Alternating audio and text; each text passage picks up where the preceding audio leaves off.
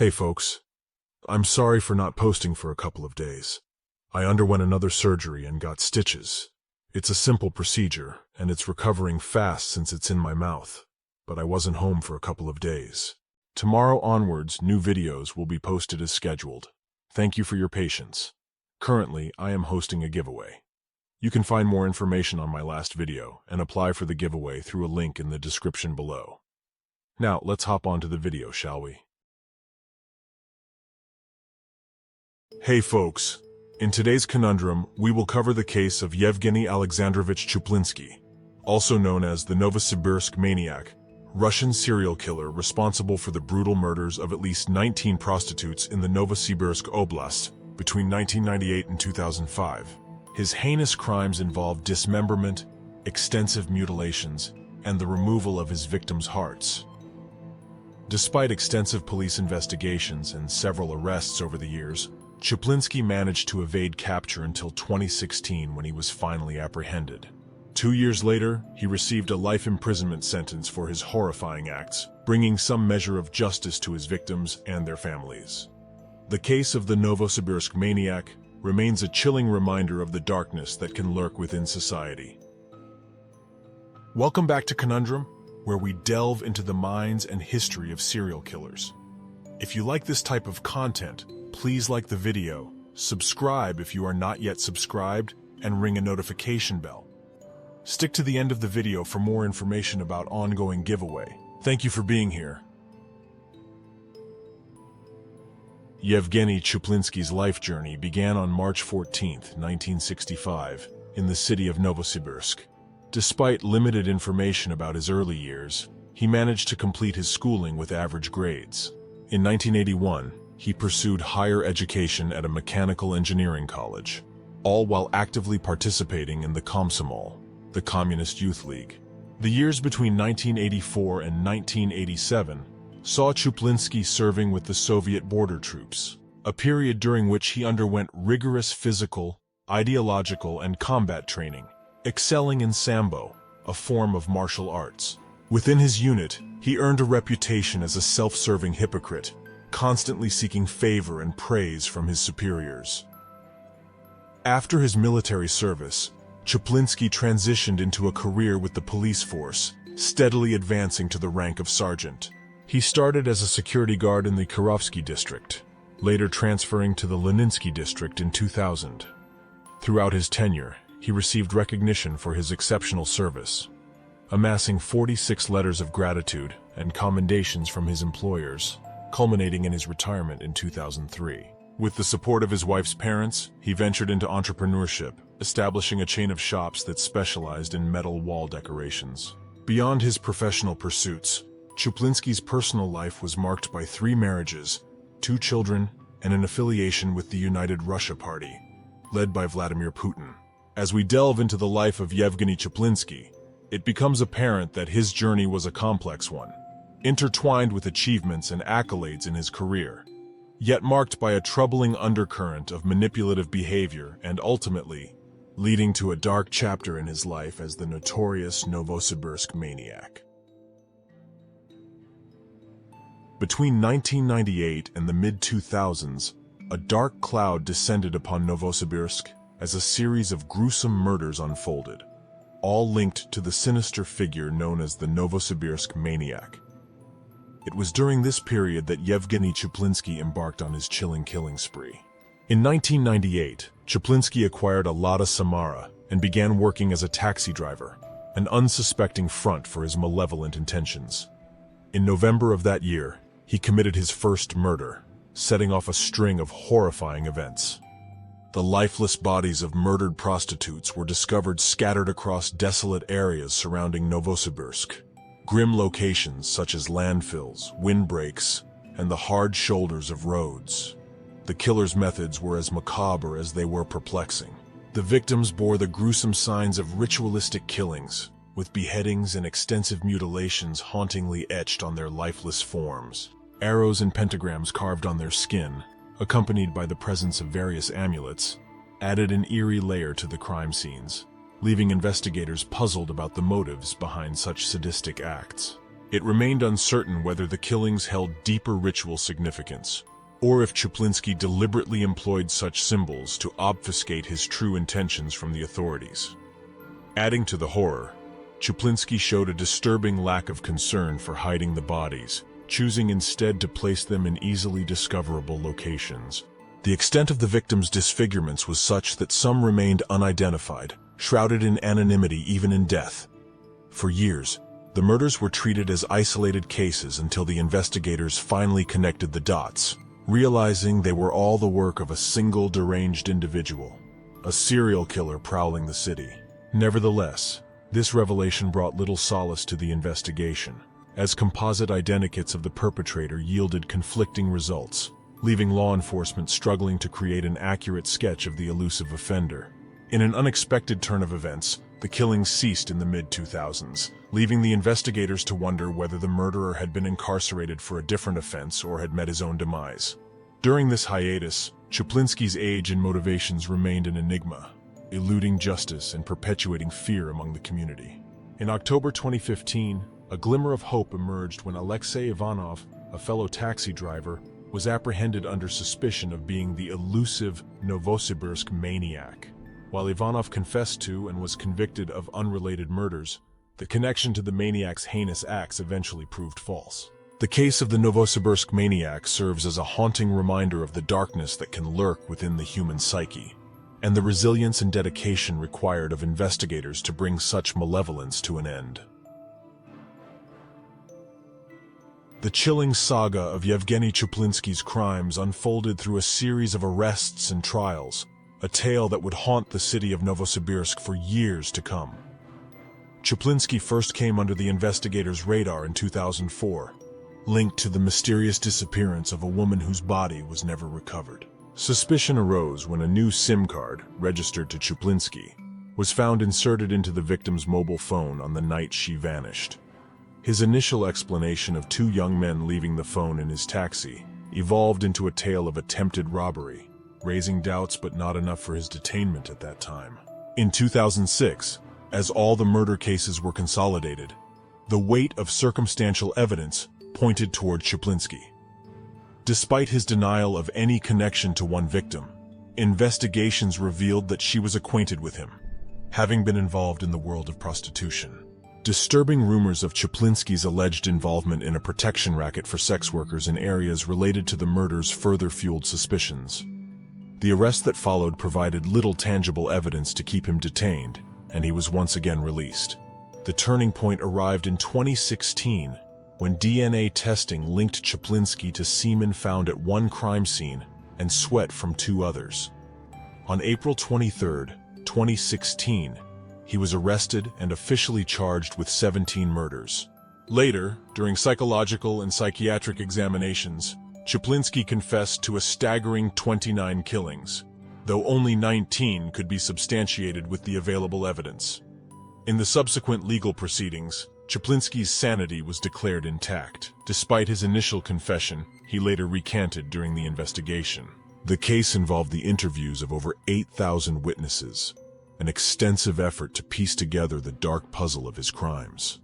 On February 28, 2018, a jury verdict found Yevgeny Chuplinsky guilty of 19 murders and 1 theft, leading to a life imprisonment sentence in a corrective labor colony.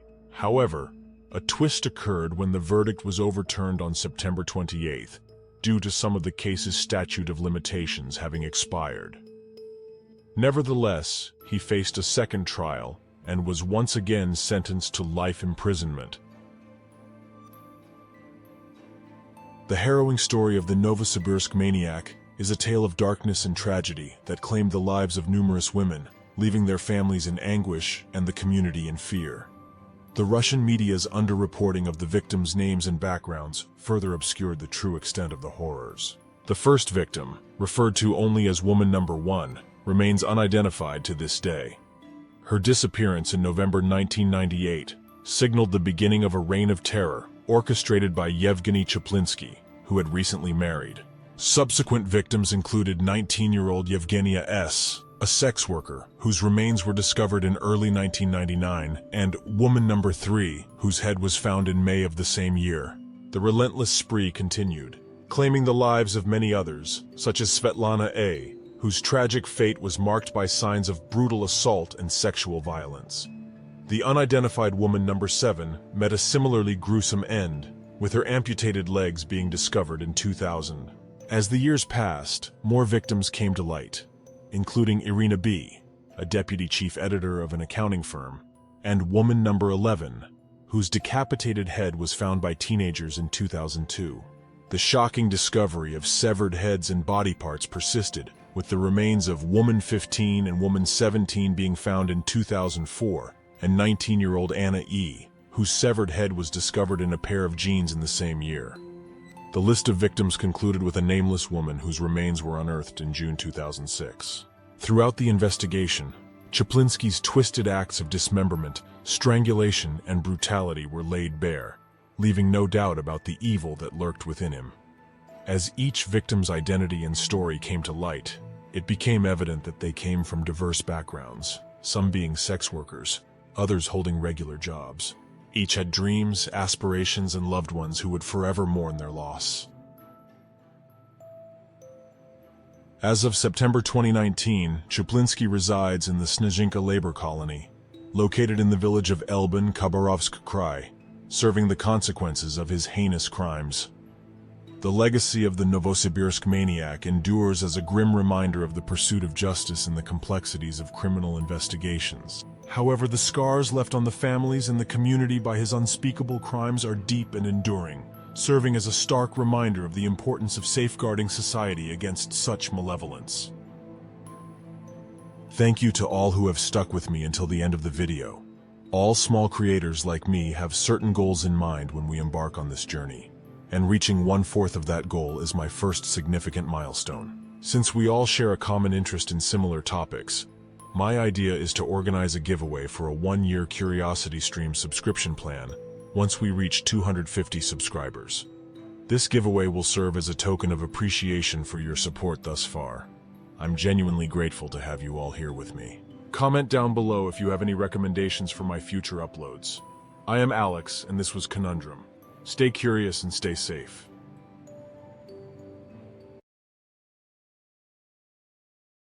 Hey folks. In today's Conundrum, we will cover the case of Pedro Alonso Lopez, also known as the Monster of the Andes, a Colombian serial killer and child rapist who terrorized South America from 1969 to 1980. Born in poverty, Lopez claimed to have murdered over 300 victims, mostly young women and girls. After serving time in prison for auto theft, Lopez sought revenge against fellow inmates who gang-raped him. Upon release, he embarked on a killing spree, claiming the lives of hundreds of girls in Peru and Colombia. Although captured briefly by an indigenous tribe in Peru, he was eventually released by the authorities. In 1980, Lopez was arrested in Ecuador after attempting to abduct a 12-year-old girl. He received a 16-year sentence for murders committed in Ecuador, the maximum penalty at the time. After serving his sentence, he was deported to Colombia and institutionalized. Released from psychiatric care in 1998, Lopez became a fugitive wanted in connection with a murder in 2002, and his current whereabouts remain unknown as of 2023. Welcome back to Conundrum, where we delve into the minds and history of serial killers.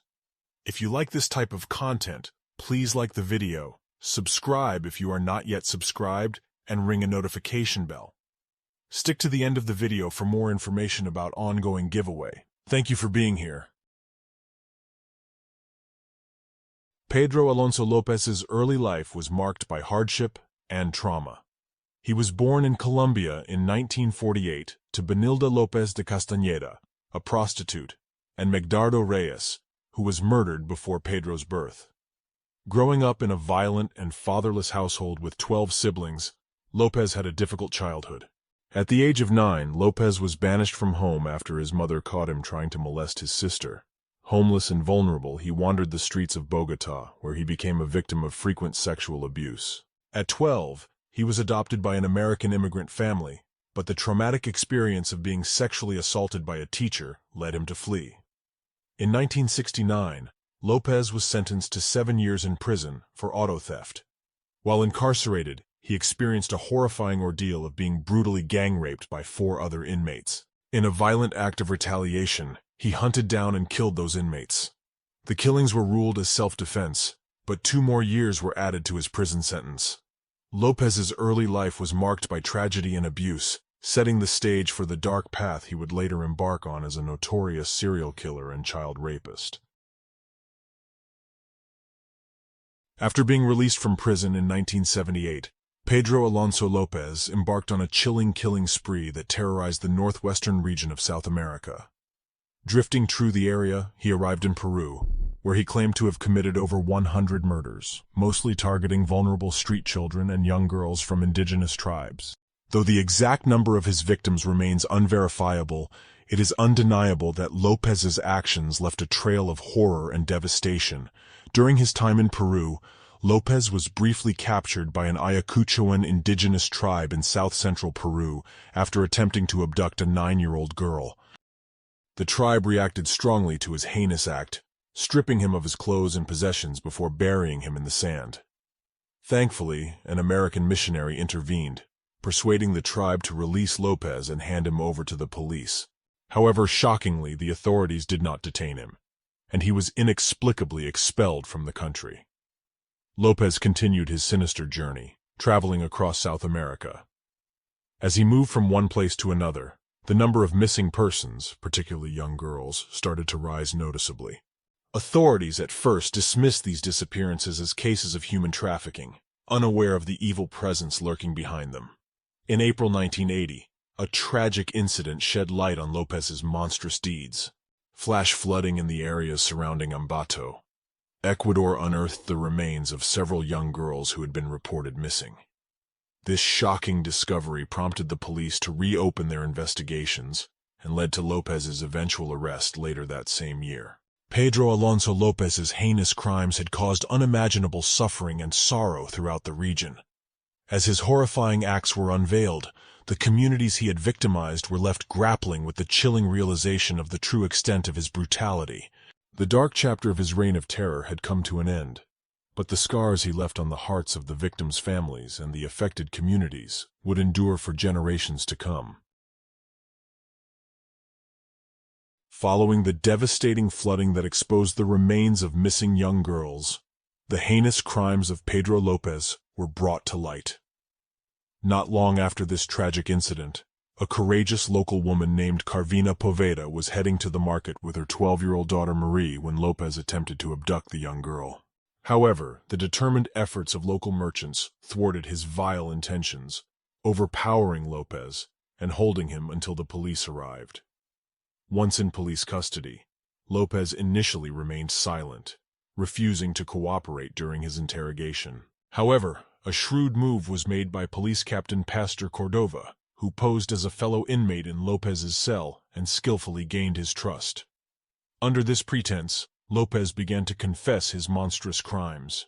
Shockingly, he revealed that he had brutally murdered over 200 victims in Ecuador, tens more in Peru, and an even larger number in Colombia.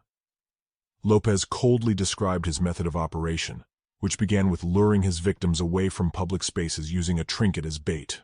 He would then subject them to unspeakable acts of rape and strangulation, using his bare hands as instruments of destruction. Disturbingly, he further confessed to exhuming some of the victims' bodies from their burial sites, engaging in macabre tea parties with their lifeless forms.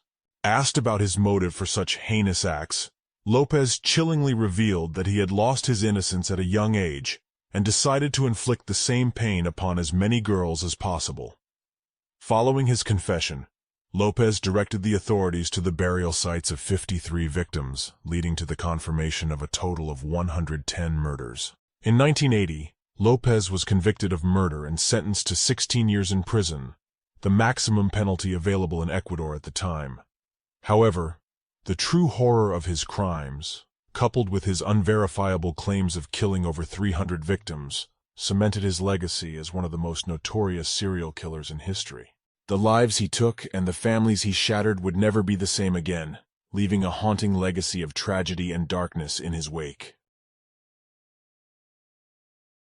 After serving his prison sentence at the Garcia Moreno prison near Quito, Pedro Alonso Lopez was released 2 years early on August 31st, 1994.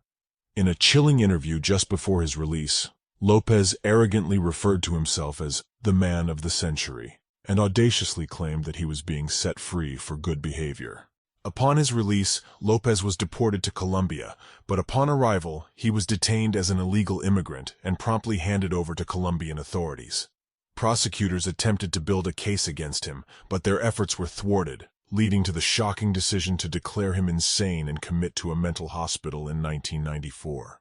4 years later, in 1998, Lopez was declared sane, and he was surprisingly released on a meager $70 bail under the condition that he would regularly report to the authorities. Almost immediately, he seized the opportunity to escape and disappeared from their grasp once again.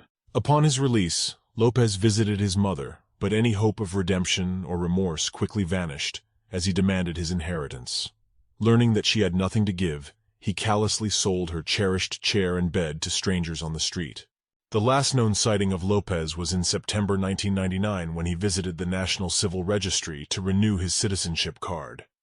Since then, he has remained elusive, and in 2002, Colombian National Police and Interpol issued warrants for his arrest in connection to a murder that bore chilling similarities to previous modus operandi. While the Interpol warrant was later deactivated in 2005, Lopez continues to evade capture, earning him the status of a wanted fugitive. His reign of terror, it seems, was far from over, as he has also been linked as a possible suspect in a 2012 homicide in Tuña, Colombia. The elusive and dangerous Pedro Alonso Lopez continues to haunt law enforcement agencies and communities alike, leaving a lingering fear that one day he may resurface and unleash terror once again.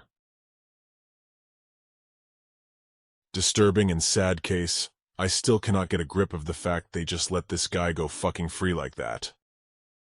Thank you to all who have stuck with me until the end of the video. All small creators like me have certain goals in mind when we embark on this journey, and reaching 1/4 of that goal is my first significant milestone. Since we all share a common interest in similar topics, my idea is to organize a giveaway for a 1-year Curiosity Stream subscription plan once we reach 250 subscribers. This giveaway will serve as a token of appreciation for your support thus far. I'm genuinely grateful to have you all here with me. Comment down below if you have any recommendations for my future uploads. I am Alex, and this was Conundrum. Stay curious and stay safe.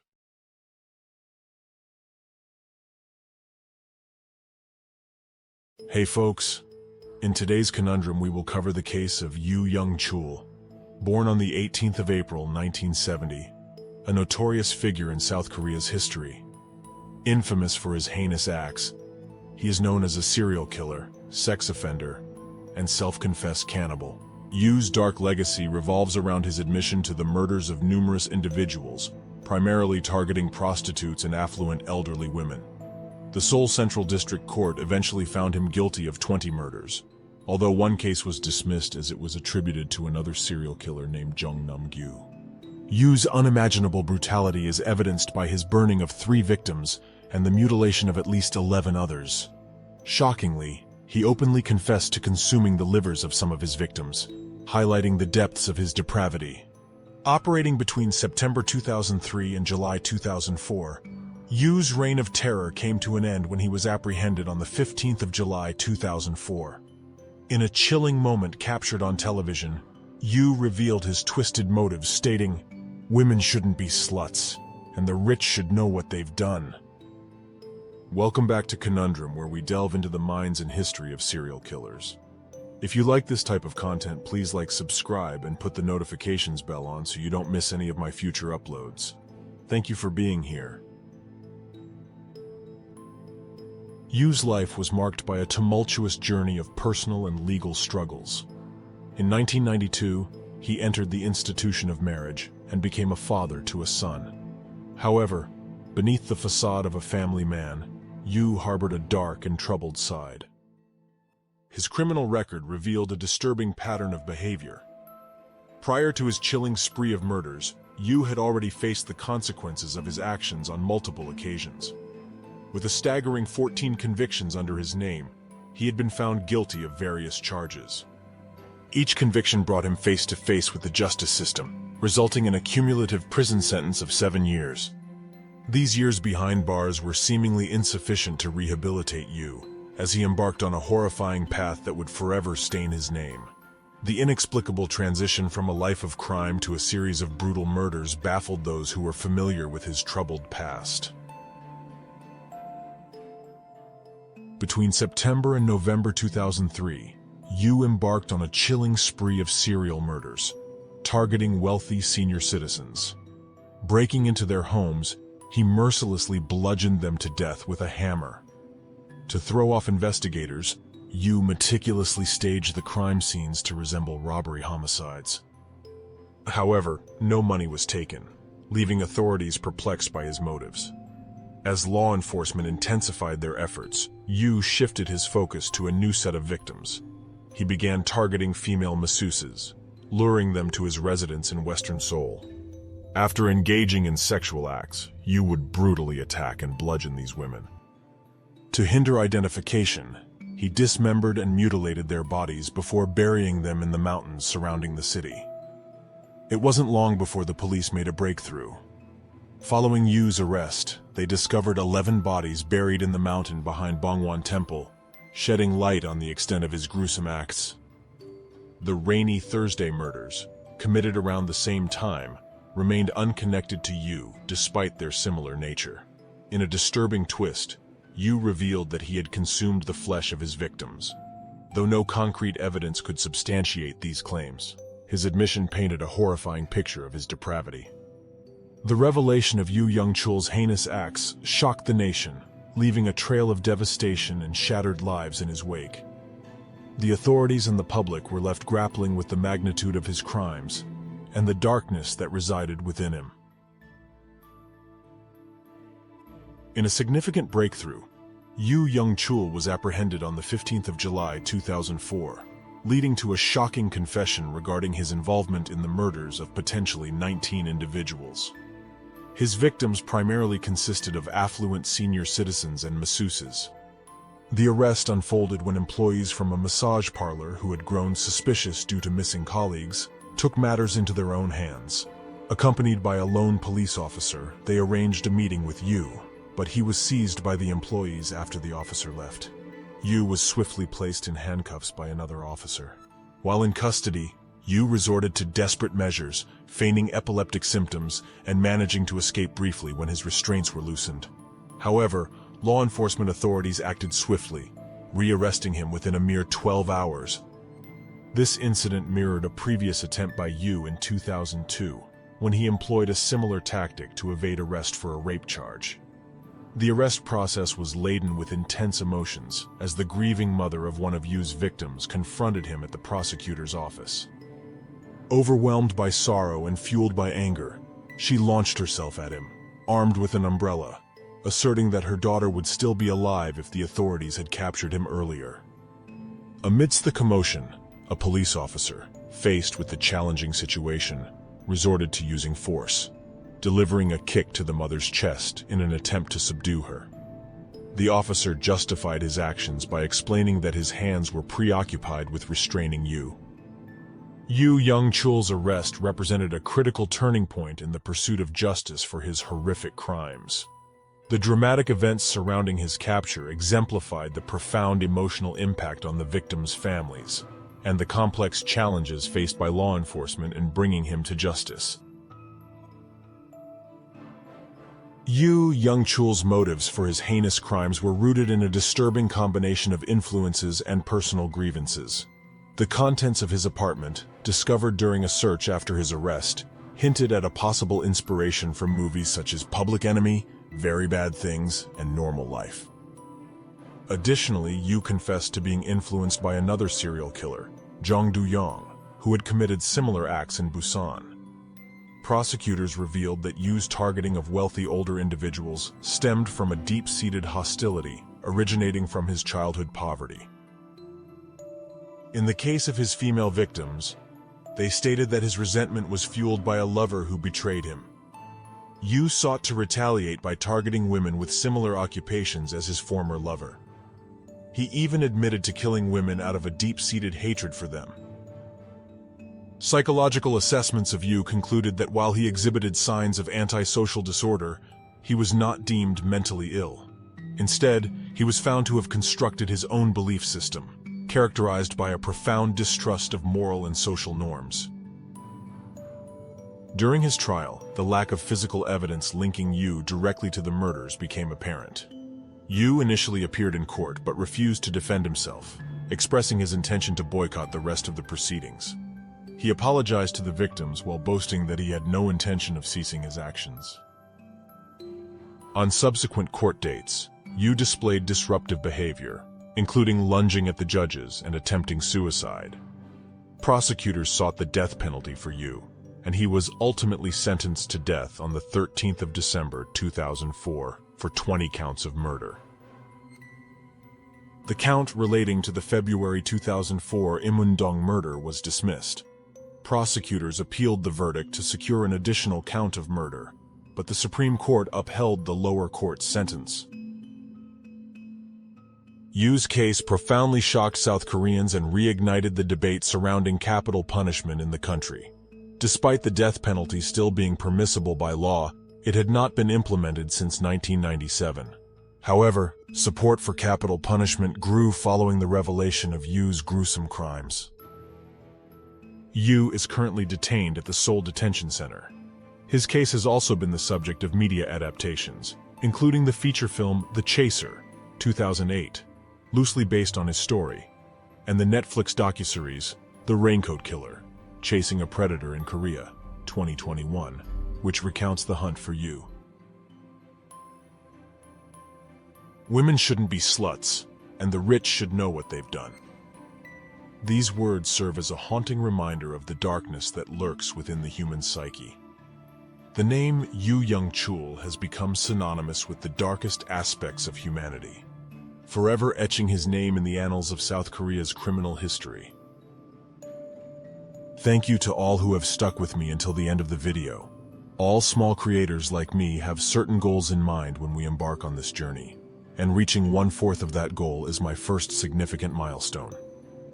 Since we all share a common interest in similar topics, my idea is to organize a giveaway for a 1-year Curiosity Stream subscription plan once we reach 250 subscribers. This giveaway will serve as a token of appreciation for your support thus far. I'm genuinely grateful to have you all here with me. Comment down below if you have any recommendations for my future uploads. I am Alex, and this was Conundrum. Stay curious and stay safe.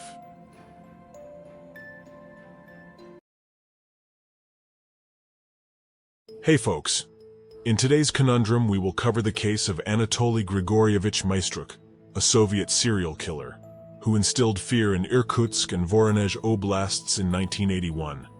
His victims, predominantly men of Central Asian descent, suffered gruesome deaths, with beheading as his method of choice. Motivated by intense hatred, Maestrook's murderous rampage stemmed from catching his girlfriend in an affair with an Uzbekistani immigrant. Initially confessing to 28 murders, Maestrook's crimes triggered investigations across the USSR. However, he was ultimately found guilty of 8 confirmed killings. As the verdict loomed, a tragic turn of events unfolded. Maestrook chose to hang himself in the detention center, denying the closure of justice for his victims' families. Welcome back to Conundrum, where we delve into the minds and history of serial killers. If you like this type of content, please subscribe, and put the notifications bell on so you don't miss any of my future uploads. Thank you for being here. Anatoly Grigorievich Maestrook's early life was marked by hardship and adversity. Born in the 1950s in the village of Mykotintsy, Khmelnytsky Oblast, UKSSR, he grew up as the older of 2 sons to Grigory and Anna Maestrook. Their family faced the burden of their father's imprisonment for collaborating with the Germans during World War II, which resulted in Anatoly and his younger brother Leonid being shunned and bullied by their peers, labeled as fascists. Anatoly's protective instincts were ignited as he often had to defend his brother, engaging in fistfights to shield him from the torment. These experiences forged a deep bond between the 2 siblings amidst the trials they faced. In 1963, another blow struck their family when their mother was arrested for stealing food, and received an 8-year prison sentence. Fearing separation and the prospect of an orphanage, Anatoly took matters into his own hands. He took his brother and embarked on a journey, wandering across different regions of the USSR, relying on odd jobs to survive.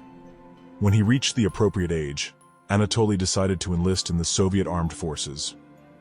During his military service, he underwent specialized training in knife throwing and sambo, honing his skills in combat and martial arts. After his time in the military came to an end, Anatoly resumed his nomadic lifestyle, traveling together with Leonid, exploring different parts of the vast USSR. These formative years in Anatoly Grigorievich Maestrook's life provided glimpses into the challenging circumstances that would shape his path and set the stage for the dark chapters that were yet to unfold. In 1974, Maestrook, working as a truck driver, tragically killed a young boy while driving through a village. Filled with horror, he carried the boy's lifeless body back to the village, where angry villagers nearly lynched him upon learning of the accident. However, intervention from the militia prevented further violence. Following an investigation, it was determined that the boy's death resulted from a tragic accident during a game. Maestrook was charged and convicted of vehicular manslaughter, serving a 4-year sentence at a local detention center. Released early for good behavior, he relocated to Ust-Ilimsk in the Irkutsk Oblast, finding employment at a construction site for a hydroelectric power plant. In pursuit of greater financial gain, Maestrook turned to speculation, reselling cars like Zhiguli and Moskvich at inflated prices, bypassing Soviet regulations. Most of his clients were Druchiniks from Central Asian regions, including the Uzbek and Tajik SSRs. In early 1981, a significant incident occurred. Maestrook and his girlfriend Anya invited a potential Uzbek client to their home. While Maestrook briefly left to buy groceries, he returned to find the Uzbek engaged in a sexual encounter with Anya. Consumed by fury and believing she was being raped, he violently attacked the man, ejecting him from their home.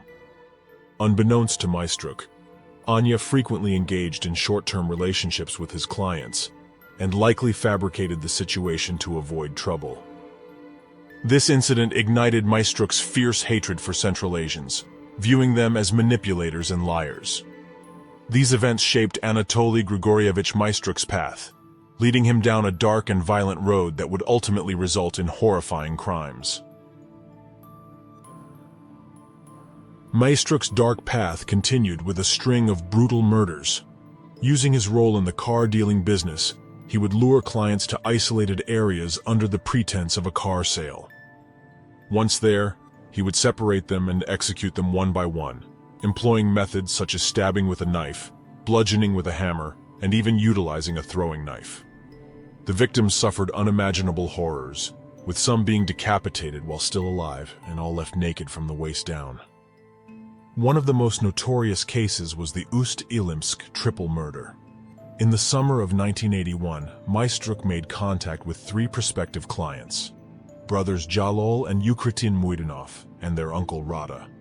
They were lured to the outskirts of Ust-Ilimsk, where Maestrook viciously stabbed and bludgeoned them. Jalol was beheaded while still alive.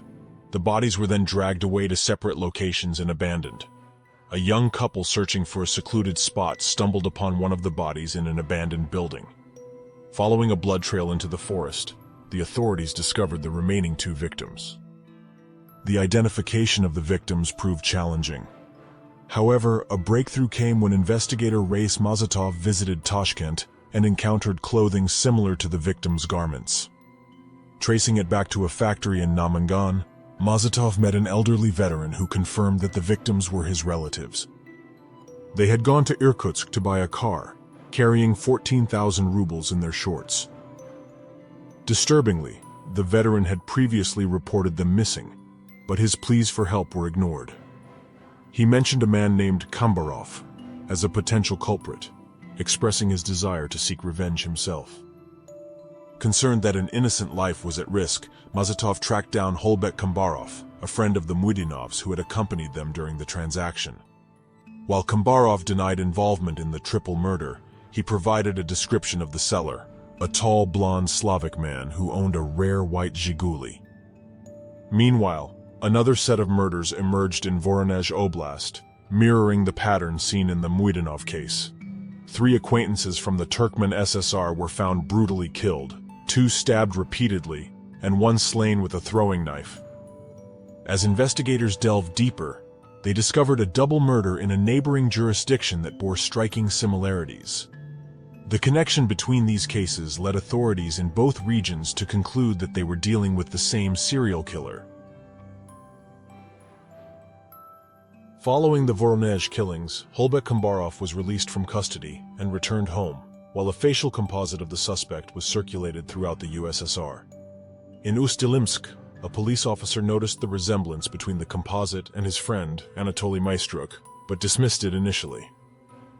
However, after blood and hair analysis linked Maestrook to the crime scenes, he went into hiding. The investigators devised a plan to apprehend Maestrook. They sent a fake telegram in his brother Leonid's name, luring him back. When Maestrook arrived and entered his girlfriend's apartment, disguised officers subdued and arrested him. During interrogations, Maestrook initially resisted cooperation until he learned of his brother's arrest. He then confessed to the known 8 murders and hinted at a total of 28 victims, but refused to provide further details. He demanded his brother's release in exchange for his testimony. Maestrook was swiftly convicted and sentenced to death. However, prison guards discovered he had hanged himself before they could inform him of the verdict. In a suicide note, Maestrook expressed his refusal to be shot. Meanwhile, Leonid Maestrook, involved in the car speculation business, received an 8-year prison sentence. After serving his term in Ust-Kut, he reportedly lived a law-abiding life, married, had children, and passed away due to an undisclosed illness. No additional murders have been linked to Anatoly Maestrook as of January 2023. The case gained renewed interest after being declassified and featured on a TV show in 2021. In a subsequent interview, Detective Mazatov revealed that they had investigated Maestrook for potential involvement in further murders across different regions and Soviet republics. In death, Maestrook left behind a haunting legacy and a multitude of unanswered questions. The memory of his horrific crimes serves as a chilling reminder of the darkness that can reside within the human soul. The tale of Anatoly Grigorievich Maestrook stands as a stark warning about the destructive power of hatred. Thank you to all who have stuck with me until the end of the video. All small creators like me have certain goals in mind when we embark on this journey, and reaching 1/4 of that goal is my first significant milestone. Since we all share a common interest in similar topics, my idea is to organize a giveaway for a 1-year Curiosity Stream subscription plan once we reach 250 subscribers. This giveaway will serve as a token of appreciation for your support thus far. I'm genuinely grateful to have you all here with me. Comment down below if you have any recommendations for my future uploads. I am Alex, and this was Conundrum. Stay curious and stay safe.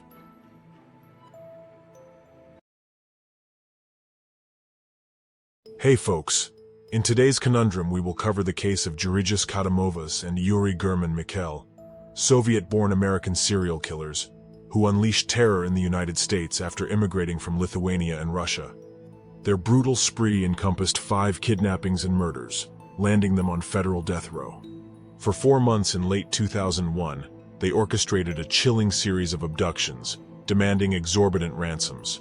Shockingly, even when payments were made, the victims met a merciless end. Weighted and discarded in New Malone's Lake near Yosemite National Park, their bodies were disposed of callously. Court documents reveal the kidnappers sought over $5.5 million, managing to extort more than $1 million from the victims' families. The murderers were sentenced to death, while their 4 accomplices received lengthy prison terms, ensuring justice for all affected. Welcome back to Conundrum, where we delve into the minds and history of serial killers. If you like this type of content, please subscribe, and put the notifications bell on so you don't miss any of my future uploads. Thank you for being here. Georgios Kadomovas, born in Vilnius, Lithuania on October 22, 1966, and Yuri German Mikail, born in Leningrad, USSR on April 9, 1965, were foreign nationals who found their way to the United States. They settled in Los Angeles, California, where they owned houses in San Fernando Valley. Kadomovas resided in Sherman Oaks, while Mikail called Encino home. In addition to their personal lives, the two men ventured into business together. They co-owned a fish aquarium store named Designed Water World, situated on Ventura Boulevard in Los Angeles.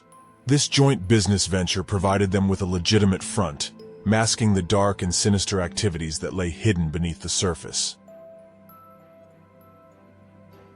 In October 2001, Georgios Kadomovas and Yuri German Mikail executed a chilling plan to abduct Meyer Muscatel, a local real estate developer. Posing as a potential buyer, Mikail enticed Muscatel to his Encino residence, where Kadomovas and an accomplice lay in wait. Muscatel was subjected to a brutal assault, being bound, handcuffed, and pistol-whipped. His wallet and credit cards were seized, and he was interrogated about his finances. Despite their attempts to access his bank account, it was frozen. Injected with diphenhydramine, Muscatel was immobilized and asphyxiated by Mikail placing a plastic bag over his head. Kadomovas transported the lifeless body in his van to New Maloney's Lake, where it was heartlessly discarded off Parrott's Ferry Bridge into the reservoir. Kadomovas and Mikail targeted Rita Pekler next, the financial advisor of wealthy businessman George Safiev. Posing as a potential real estate client, Kadomovas lured Pekler to his Sherman Oaks home. Mikail, armed with weapons, joined two other accomplices. After restraining her, they forced Pekler to contact Safiev, who declined to meet. Pekler was injected and strangled to death. Her lifeless body met the same fate as their previous victim, being discarded off the Parrott's Ferry Bridge into the reservoir. Alexander Umansky, a 35-year-old automobile shop owner, became the third victim of Georgios Kadomovas and Yuri German Mikail. Posing as a customer needing audio equipment installed in cars, Mikail lured Umansky to Kadomovas' home. Once there, Umansky was ambushed and restrained in a chair, stripped of his belongings, and interrogated about his finances. Held captive for 3 days, Umansky was forced to call his brother for ransom money, while the kidnappers sent a demand for nearly $235,000 to the Umansky family. With the FBI's advice, a partial payment was made, followed by threats and the family paying the remaining amount. After receiving the ransom, Kadomovas and Mikail decided to end Umansky's life. Using duct tape and a bag, they suffocated him, then tied weights to his body and disposed of it in New Maloney's Lake. In a chilling turn of events, Georgios Kadomovas and Yuri German Mikail set their sights once again on George Safiev, who had returned to Los Angeles. They devised a plan involving Safiev's business partner, Nick Karabadze. Karabadze was lured to a private club, unaware that it was actually the duo's aquarium store. Upon his arrival, Mikail swiftly restrained him to a chair. Karabadze was coerced into calling Safiev and convincing him to come to the store. Safiev fell into their trap, becoming their captive as well. Both hostages were transported to Kadomovas' house, where Safiev was forced to plead with another business partner for a hefty transfer of $940,000 to a foreign account. For 4 agonizing days, Karabadze and Safiev were imprisoned together. During their captivity, Kadomovas recorded Safiev's voice, intending to leverage the recordings for future extortion. Once the transfer was confirmed, Mikail made the chilling decision to end the lives of the two men. They were made to consume vodka before being taken to a reservoir in separate cars. At the reservoir, Karabadze met his demise as Mikail suffocated him with a plastic bag and tightened a plastic tie around his throat. Weighted down, his lifeless body was cast off a bridge into the reservoir. The same fate awaited Safiev. During the investigation into the horrifying crimes committed by Georgios Kadomovas and Yuri German Mikail, a breakthrough occurred when fishermen discovered Meyer Muscatel's body near the Parrott's Ferry Bridge. Sensing that the FBI was closing in, an accomplice of Kadomovas and Mikail chose to confess and assist the authorities. With his help, the FBI successfully located the remains of the other victims. To strengthen their case, the FBI obtained wiretaps on the phones of Kadomovas and Mikail, capturing incriminating conversations about ransom money. Additionally, data extracted from their cell phones revealed their presence near the New Malones Lake on the days each victim was murdered. Further evidence firmly linked the perpetrators to the heinous acts. Bloodstains left at the bridge revealed the inadvertent drop of Muscatel's body, corroborating Kadomovas' previous admission. Surveillance cameras captured Mikail and an accomplice using Alexander Umansky's debit card to withdraw funds, as well as Mikail himself utilizing Nick Karabadzie's and George Safiev's ATM cards. Searches of the defendants' residences unearthed physical evidence, including ransom notes and weapons. An IRS investigator delved into the laundering of the ransom payments, uncovering a complex trail leading to foreign accounts held by Kadomovas and Mikail. Shockingly, the total amount of ransom money received by the duo exceeded $1 million. Through meticulous gathering of evidence, collaboration between agencies, and the assistance of a confession, law enforcement gradually pieced together the puzzle, building a strong case against Kadomovas and Mikail. At their trial, Georgios Kadomovas and Yuri German Mikail faced the consequences of their heinous crimes. Both men were found guilty on all counts by a jury after a 5-month-long trial that concluded in January 2007. The severity of their actions led to the government seeking the death penalty, which was ultimately imposed on March 12, 2007, by U.S. District Judge Dikran Tavrizian. During the sentencing, Judge Tavrizian condemned the brutal nature of the murders and emphasized the lack of mercy shown by the perpetrators. In addition to their death sentences, Kadomovas and Mikail were ordered to forfeit the sum of over $1 million. The trial also involved the prosecution and sentencing of 4 accomplices. Einar Altmanis, who admitted to participating in the kidnappings and murders, cooperated with authorities, and led them to the victims' bodies. In exchange for his assistance, he received a reduced sentence of 23 years and 4 months.